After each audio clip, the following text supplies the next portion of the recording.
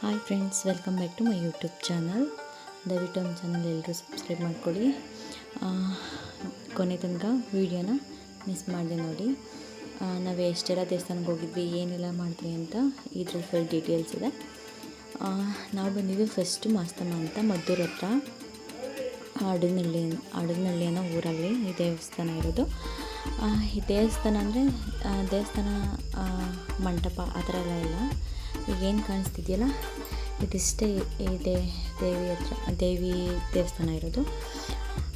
ಇದು ನಾವು ಸೊಸೈತಿರ ಅಂತಾರ ಮನೆ ನಾವು ಯಾರು ಹೋಗ್ತೀವಲ್ಲ ದೇವಸ್ಥಾನಕ್ಕೆ ಅವರೆಲ್ಲ ಊಟ ಮಾಡ್ಕೊಂಡೋಗಿ ಅಲ್ಲಿ ಪೂಜೆಗಿಟ್ಟು ಆಮೇಲೆ ತಿನ್ನಬೇಕು. ಅಲ್ಲಿವರೆಗೂ ಏನು ತಿನ್ನಬಾರ್ದು.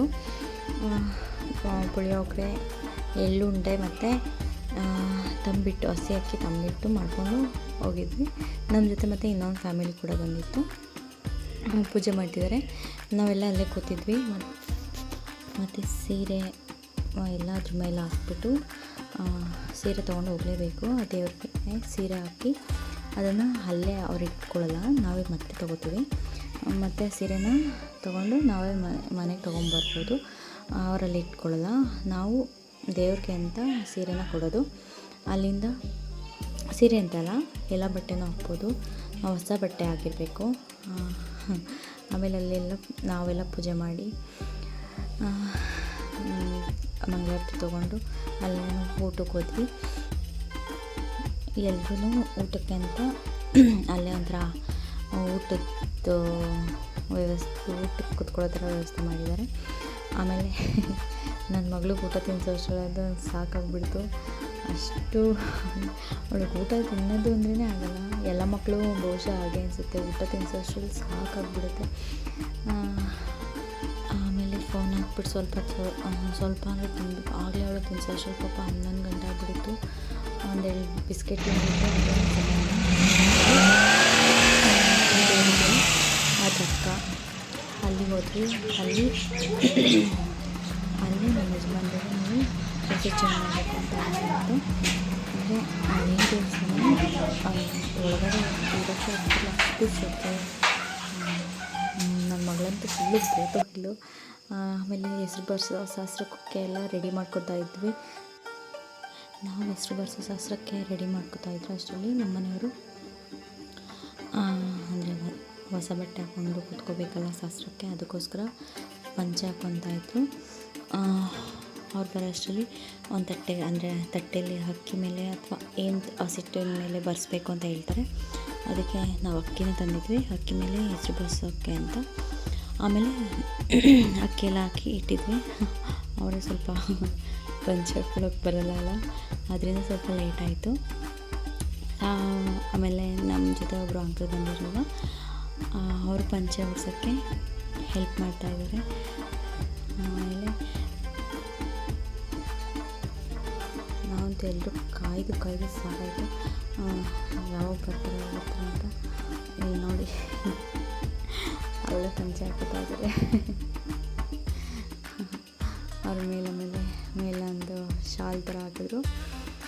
ಆಮೇಲೆ ಬಂದು ಪೂಜೆ ಕೂತ್ಕೊಂಡ್ರು. ನನ್ನ ಮಗಳಂತೂ ಅಲ್ಲೂ ಸಿಕ್ಕಾಪಟ್ಟೆ ತೀಟ ಮಾಡ್ತಿದ್ದಾಳೆ. ಬೇರೆಯವರು ಅದು ವೀಡಿಯೋದಲ್ಲಿ ಕ್ಯಾಪ್ಚರ್ ಆಗಿಲ್ಲ, ಬೇರೆಯವ್ರು ಬಂದು ಪೂಜೆ ಸಾಮಾನು ಇಟ್ಟಿದ್ದಾರೆ, ಎಲ್ಲ ನಮ್ಮದು ಅಂತ ಇಟ್ಕೊತಾ ಇದ್ಲು. ಆಮೇಲೆ ಎಲ್ಲರೂ ಆಶೀರ್ವಾದ ಮಾಡೋಕ್ಕೆ ಎಲ್ಲರ ಕೈಗೂ ಅದೇ ತಟ್ಟೆಯಿಂದ ಅಕ್ಕಿ ಎತ್ತು ಕೊಟ್ಟರು. ಆಮೇಲೆ ವಿಭೂತಿ ಇಟ್ಬಿಟ್ಟು ಮಂತ್ರಗಳೆಲ್ಲ ಹೇಳ್ತಾಯಿದ್ರು. ಏನು ಹೆಸರು ಅಂತ ಕೇಳಿದ್ರು. ಫಸ್ಟ್ನೇ ನೇಮ್ ಬಂದು ಅನಿಲ್ ಅಂತ. ಆಮೇಲೆ ಈಗ ಇಟ್ಕೊಳ್ಳೋ ನೇಮ್ ಏನಂತ ಕೇಳಿದ್ರು. ಅವ್ರಿಗೆ ಯಾವಾಗಿಂದನೂ ಆಸೆ ಇತ್ತು, ನನ್ನ ಡೇಟ್ ಆಫ್ ಬರ್ತ್ ಪ್ರಕಾರ, ನನ್ನ ಹುಟ್ಟಿರೋ ಡೇಟ್ ಪ್ರಕಾರ ಮತ್ತು ಟೈಮ್ ಪ್ರಕಾರ ನನಗೆ ಹೆಸರು ಇದೆಲ್ಲ ನನಗೆ ಕೆಯಿಂದ ಬರಬೇಕಿತ್ತು ಅಂತ. ಆಮೇಲೆ ಅಪ್ಪನ ಒಂದ್ಸಲ ಎಲ್ಲ ಕೇಳಿದಾಗ ಅವ್ರಿಗೆ ಹೆಸರು ಆಗಿ ಬರ್ತಿಲ್ಲ ಅಂತಲೇ ಹೇಳಿದ್ರು. ಅದಕ್ಕೋಸ್ಕರ ಚೇಂಜ್ ಮಾಡಿಸ್ಬಿಡೋಣ ಅಂತಲೇ, ಹೆಂಗಿರೋ ಮನೆ ದೇವ್ರಿಗೆ ಹೋದಂಗಾಗುತ್ತೆ, ನೇಮ್ ಚೇಂಜ್ ಮಾಡಿಸ್ದಾಗುತ್ತೆ ಅಂತ ಹೇಳಿ ನಾವು ಫುಲ್ಲು ಕೆಯಿಂದ ಕನ್ನಡ ಕೆಯಿಂದ ಫುಲ್ಲು ತುಂಬ ಹುಡುಕಿದ್ವಿ.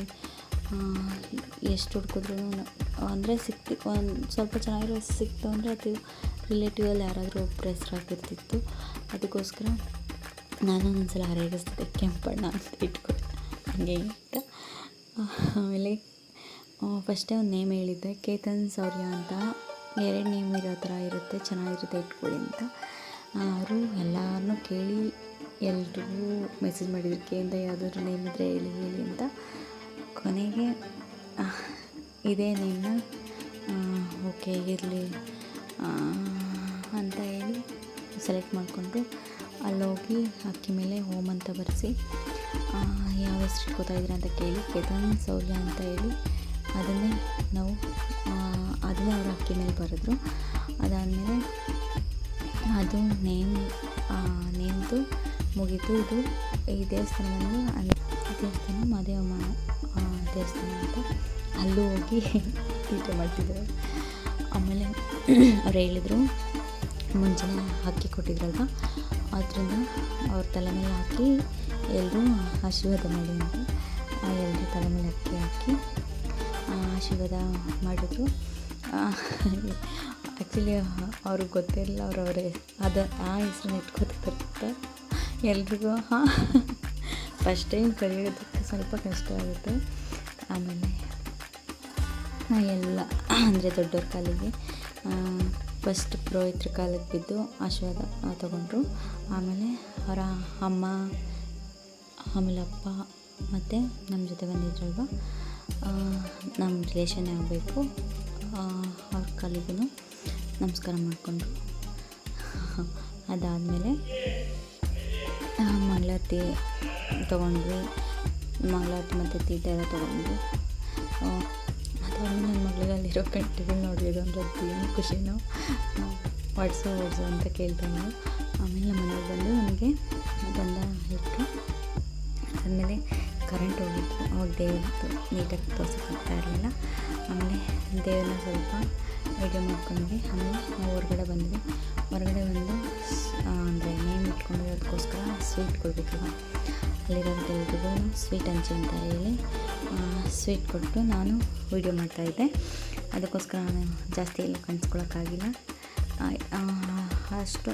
ಆದಷ್ಟು ನನ್ನ ಮನೆಯವರೇ ವೀಡಿಯೋ ಮಾಡಿದ್ದು. ಅದಾದಮೇಲೆ ಇಲ್ಲಿ ಸ್ವೀಟ್ ಕೊಡೋ ಹತ್ರ ಎಲ್ಲ ನಾನು ವೀಡಿಯೋ ಮಾಡಿದೆ. ಅದಾದಮೇಲೆ ನನ್ನ ಮಗಳಿಗೆ ಸ್ವೀಟ್ ಬಾಕ್ಸ್ ಫುಲ್ಲು ಬೇಕಿತ್ತಂತೆ. ಸ್ವೀಟ್ ಬಾಕ್ಸೇ ಅಂದರೆ ಎಲ್ಲರಿಗೂ ಕೊಟ್ಬಿಟ್ರು ಅಂತ ಅವಳು ಬೇಜಾರು ಮಾಡಿಕೊಂಡು ಸ್ವೀಟ್ ಕೂಡ ಮುಟ್ಟಲಿಲ್ಲ. ಅವರಪ್ಪ ಒಂದು ಪೀಸ್ ತಗೊಂಡು ಬಾಯಿಗೆ ಇಟ್ಟರು, ಬೇಡ ಅಂತ ಮಾಡ್ತಿದ್ಲು. ಅಲ್ಲಿ ಪಕ್ಕ ಇನ್ನೊಂದು ದೇವಸ್ಥಾನ ಇತ್ತು, ಅಲ್ಲಿಗೆಲ್ಲ ಪೂಜೆ ಸಾಮಾನು ರೆಡಿ ಮಾಡ್ಕೊತಾ ಇದ್ದಾರೆ. ನಾನು ನಮ್ಮ ಮನೆಯವರು ಅಲ್ಲೆಲ್ಲ ಸ್ವೀಟ್ ಕೊಟ್ಟು ಬರೋದನ್ನ ವೀಡಿಯೋ ಮಾಡ್ತಾಯಿದ್ದೆ. ಆಮೇಲೆ ಇನ್ನೂ ಸ್ವಲ್ಪ ಸ್ವೀಟ್ಸ್ ಎಲ್ಲ ಮುಕ್ಕಿತ್ತು. ನಮ್ಮ ಮನೆಯವ್ರಿಗೆ ಎಲ್ಲರಿಗೂ ಸ್ವೀಟ್ಸ್ ಎಲ್ಲ ಕೊಟ್ಟರು. ಅವಾಗೂ ಸ್ವೀಟ್ ತಿನ್ಸೋಕೆ ಹೋದ್ರು. ಅವಾಗ ಕೂಡ ತಿನ್ನಲಿಲ್ಲ, ನನಗೆ ಬಾಕ್ಸೇ ಬೇಕು ಅಂತ ತುಂಬ ಹಠ ಮಾಡೋದು ಕಲ್ತ್ಬಿಟ್ಟಿದ್ದಾಳೆ. ಆಮೇಲೆ ನನಗೆ ಸ್ವೀಟ್ ತಿನ್ನಿಸಿದ್ರು, ಲಾಸ್ಟಲ್ಲಿ ನನಗೆ ಸ್ವೀಟ್ ತಿನ್ನಿಸಿದ್ರು. ಆಮೇಲೆ ನಾನು ಅವ್ರಿಗೆ ಸ್ವೀಟ್ ತಿನ್ನಿಸ್ದೆ.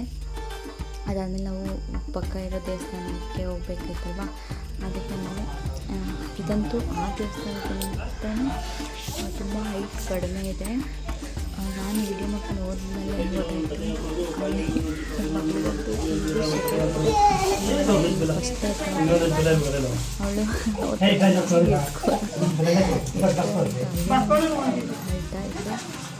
ಆಮೇಲೆ ಹೋಗೋಣ ಅಂದ್ಬಿಟ್ಟು ಮತ್ತೆ ಅಂದರೆ ಬಸವಣ್ಣನ ದೇವಸ್ಥಾನ, ಇದೆಲ್ಲ ಮನೆ ದೇವ್ರುಗಳೇ. ಅಲ್ಲಿ ಆ ಬಸವಣ್ಣನ ವಿಶೇಷತೆ ಕೇಳಿ ನನಗೆ ಗೊತ್ತಿರಲಿಲ್ಲ. ಫಸ್ಟ್ ಏನೋ ಬಸವಣ್ಣ ಇದೆ ಅಂದರೆ ಸ್ಟ್ರೈಟ್ ಇಲ್ಲ ಅಲ್ವಾ ಅಂತ ನೋಡ್ತಾ ಇದ್ದೆ. ಅವಾಗ ಅವ್ರು ಹೇಳಿದ್ರು, ಹಿಂದೆ ಆ ಬಾಕ್ಲಿಂದ ಹೋಗಿ ನೋಡಿ, ಅದು ಸ್ವಲ್ಪ ಸ್ಟ್ರೈಟ್ ಇಲ್ಲ, ಅದು ಸ್ವಲ್ಪ ಸೈಡಿಗೆ ಹೇಳಿದ್ರು. ಅದಾದಮೇಲೆ ನಾವು ಗೌಡ್ಗೆರೆಗೆ ಬಂದ್ವಿ. ಅಲ್ಲಂತೂ ಕಾಲಿಡೋಕ್ಕೆ ಜಾಗ ಇಲ್ಲ, ಅಷ್ಟು ರಶ್ ಇದೆ. ನಾವು ಆಮೇಲೆ ಬಿಸಿಲು ಬೇರೆ, ನಾವು ಹೋಗೋ ಅಷ್ಟರಲ್ಲಿ 1:30-2 ಗಂಟೆ ಎರಡೂವರೆ ಆಗಿತ್ತು ಅನಿಸುತ್ತೆ. ಆ ಜನ ನೋಡಿ, ಬಿಸಿಲು ನೋಡಿ ನಮಗಂತೂ ಅಯ್ಯೋ ದೇವ್ರ ದರ್ಶನಕ್ಕೆ ಹೋಗಲಿಲ್ಲ. ಅಲ್ಲೇ